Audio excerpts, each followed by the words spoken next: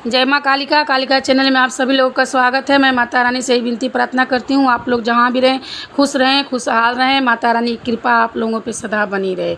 तो मैं आप लोगों को एक अलग ज्ञान देने वाली हूँ, आप लोग ध्यान से सुनिए और जो मैं बता रही हूँ हो सके तो आप फॉलो करिए उस ज्ञान को और आगे बढ़िए और ध्यान से सुनिए। जो मैं कवच डाली हूँ माता रानी का, जो कालिका कवच डाली हूँ, उस कवच को आपको सुबह शाम दोनों टाइम सुनना है। कान में आप एयरफोन लगा लीजिए और आराम से पूजा पर बैठिए और 5 मिनट 10 मिनट उस कवच को सुनिए, आपको बहुत आराम देगा। और उस कवच का मैं क्या वर्णन करूं, वो तो इतना ताकतवर है कि मैं अपने मुख से वर्णन नहीं कर सकती हूँ और कोई भी नहीं कर सकता। तो आप लोग उस कवच को कान में लगा करके एयरफोन के मदद से आप सुनिए और आपका कष्ट सब धीरे धीरे दूर होगा। और ये भी मैं बताने के लिए इसीलिए मैं बोल रही हूँ कि आपको उस कवच को पढ़ने की कोशिश अभी नहीं करना चाहिए। कुछ भी हो जाए कि सोचो आप कि मैं धीरे धीरे उसमें बोली हूँ, आप लिख लो और लिख कर के मुझसे बिना पूछे ही और बिना समझे ही आप उसको पढ़ने लगो माता के सामने, तो आपको बिल्कुल ऐसा नहीं करना है। ऐसे करने से आपकी हानि होने लगेगी, परेशानी बढ़ जाएगी। अगर आपको करना है उस कवच को तो अपने आप गुरुजी से संपर्क करो और गुरुजी से आज्ञा मांगो। आज्ञा मांग करके फिर गुरुजी जब बता देंगे कि आप करो तो फिर उस कवच को आप आराम से करो। क्योंकि देखिए बहुत सारे ऐसे तो आप ढूंढेंगे तो बहुत सारे मिल जाएंगे कवच, बहुत सारी कवच माँ पीताम्बरा का मिल जाएगा, माँ कालिका का मिल जाएगा, काली जी का मिल जाएगा, बहुत जितने देवते हैं सब लोगों का कवच मिल जाएगा। मगर जो उग्र देवता हैं, देवी हैं, उनका कवच बिना समझे बूझे नहीं करना चाहिए। और जो मैं कवच बोली हूँ कालिका कवच आप लोगों को यूट्यूब में जो अपना डाली हूँ अपने वीडियो में, वो कवच की तो बातें अलग है। ऐसा है कि वो बहुत तेज है, बहुत तेज कवच है, बहुत तीव्र काम करता है, इतना तेज है कि उसका मैं अब क्या बताऊं। तो उस कवच को अगर आपको करना है और पढ़ना है तो आप उसको आगे 6 महीना सुनो, 6 महीना आराम से सुन लो। जब माता रानी का कृपा होगा, जब माता रानी आप लोगों को ऐसा कृपा कर देंगी तो आप अपने गुरु से पूछ लेना, गुरुजी जब आपको इजाज़त दे देंगे उस कवच को तो आप करना, पढ़ना, दोनों टाइम पढ़ना, आराम से पढ़ना माता के सामने। अब बाकी ऐसे अपने मन से नहीं करना चाहिए। कोई भी कवच हो, अगर कोई भी आप यूट्यूब से उठा लो, कि बहुत बच्चे यूट्यूब से उठा लेते हैं कवच को, लिख लेते हैं। लिखने में क्या है, तो कोई डाल देता है, आधा अधूरा डाल दिया, कहीं टूटी है कहीं क्या है, उन लोगों को मालूम नहीं रहता और करने लगते हैं। बाद में वही परेशानी बढ़ जाती है। अरे बहुत सारे ऐसे हैं कि बहुत घर में ऐसे भी है कि दुर्घटना भी घट जाती है करने से, क्योंकि उनकी योगिनी गणनी है तो वो परेशान करने लगती हैं। तो माता की योगिनी गणनी तो आप लोग जानते ही हो कि कितनी मतलब तेज होती हैं। वो तो उनको खून और ये सब बलि वली चलता है माता की योगिनी लोग को, तो वो सब अपना भोग लेने लगती हैं।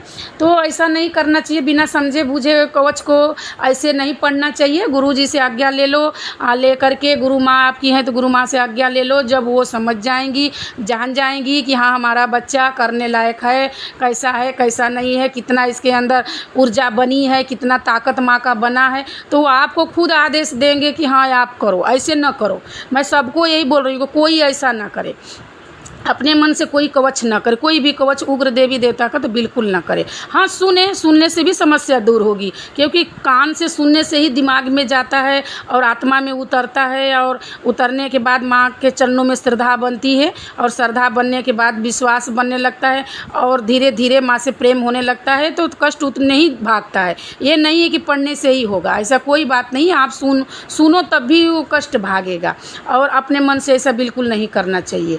यही इसीलिए मैं सोची कि बता दूं आप लोगों को कि हाँ ऐसा बहुत सारे बच्चे कर देते हैं गलती, तो कोई ऐसा गलती ना करे। बिना समझे बूझे कोई कवच ले करके पढ़ना चालू ना करे, क्योंकि इसमें परेशानियां बढ़ जाती है, बहुत सावधानियां रखना पड़ता है और गुरु जी ही आज्ञा देंगे। इतना आप समझ लो, गुरु जी से आप अपने संपर्क करोगे तो वही आज्ञा देंगे कि हाँ हम करो, या तो कोई रास्ता बताएंगे कि आप इतना दिन अभी सुनो, सुनने के बाद तब फिर पढ़ो और तब आप कुछ भी करो। और सिद्धि की तो बातें छोड़ दो, सिद्ध करने की कोई मतलब ज़रूरत नहीं है। इसमें बहुत सारी सामान भी लगता है, बहुत सारा सामान भी लगता है और बहुत संकट भी उठाना पड़ जाता है शरीर पे। ये सबकी बस की बात नहीं है। ये सिद्ध करने के लिए बहुत बड़ा कलेजा चाहिए, बहुत बड़ा जिगर चाहिए, तब वो कोई इंसान सिद्ध कर पाएगा और ऐसे नहीं कर पाएगा।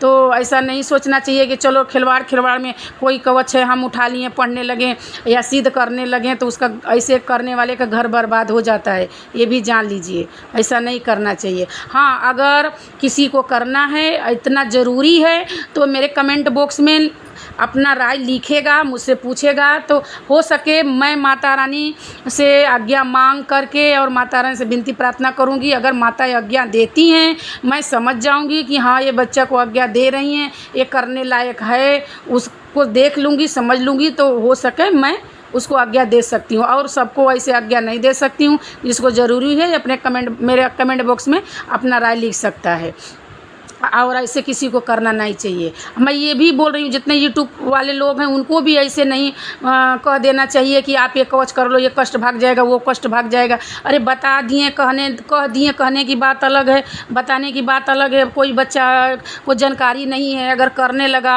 वो लिख लिया, लिख करके करने लगा, हो सके कोई समस्या आ गई, परेशानी आ गई, तो फिर उसको कौन संभालेगा। जब गुरु जी आज्ञा देते हैं, गुरु बताते हैं ये कवच करने के लिए, तो आप करेंगे तो वो गुरु संभालेंगे, गुरु जानेंगे कि हाँ हमारे बच्चे पर क्या परेशानी है, क्या दिक्कत है, कौन परेशानी आ रही है। और जब गुरु आज्ञा दे देते हैं तो कुछ भी परेशानी आती है पहले गुरु पर ही आती है, गुरु संभाल लेते हैं और उस बच्चे के सामने नहीं जाने देते हैं वो समस्या। तो इसीलिए ज़रूरी होता है गुरु जी से आज्ञा लेना, उनको बताना कि ऐसा ये कवच है, इसको हम करें ना करें, क्या करें, कैसे करें। तो इसीलिए हम सोची कि आप लोगों को बता देती हूँ कि मेरा ही मतलब नहीं है कि मेरे वीडियो का ही कवच, कोई भी कवच हो, आपको ऐसे नहीं करना चाहिए। आप आराम से सुनिए, आराम से विनती प्रार्थना करिए माता का और कवच सुनिए, सब संकट भागेगा, सब दुख भागेगा, सब परेशानी भागेगा, श्रद्धा बढ़ेगा, भक्ति बढ़ेगी और जो दुश्मन है, चाहे बीमारी है, रोग है, धीरे धीरे धीरे धीरे करके सब नष्ट होने लगेगा। क्योंकि वो जो कवच है ना, वो माँ शमशान कालिका का कवच है। जो माता इतना वो शमशान कालिका उग्र हैं, इतना उग्र हैं कि भैरव जी महाकाल काल भैरव के साथ रहती हैं, तो वो भी बहुत उग्र हैं, वो भी माता भी बहुत उग्र हैं। तो उसमें सब लोगों को पुकारा गया है, उन लोगों को सबको ऑर्डर दिया गया एक हिसाब से कि मेरे दुश्मन को इस तरीके से दंड दो, इस तरीके से मारो, इस तरीके से ख़त्म करो, माता मेरी रक्षा करो, मेरे बच्चन करो, बहुत सारी चीज़ें हैं उस कवच में। तो इसीलिए मैं सोची कि आप लोगों को बता देती हूँ। मेरे एक दो बच्चे भी हैं पूछ रहे थे करने के लिए, तो मैंने उनको मना कर दिया है। मैं उन लोगों को बोलूँगी करने के लिए, मगर कुछ दिन के लिए अभी नहीं बोलूँगी, क्योंकि थोड़ा उनका श्रद्धा बढ़ जाएगा, मेहनत करेंगे, सुनेंगे, श्रद्धा बढ़ेगा, फिर माता की आज्ञा जैसी होगी वैसे मैं उन लोगों को आज्ञा दूँगी। तो आप लोग कृपया ऐसा न करें, कोई कवच उठा करके तुरंत न करें, क्योंकि हानि होती है, परेशानी होती है, दिक्कत आ जाती है, फिर कोई बचाने वाला नहीं मिलता, फिर बहुत परेशानी बढ़ जाती है। जब माँ एक बार उग्र रूप में चल देती हैं तो बहुत परेशानी हो जाती है। बिना सोचे समझे कोई चीज़ नहीं करना चाहिए।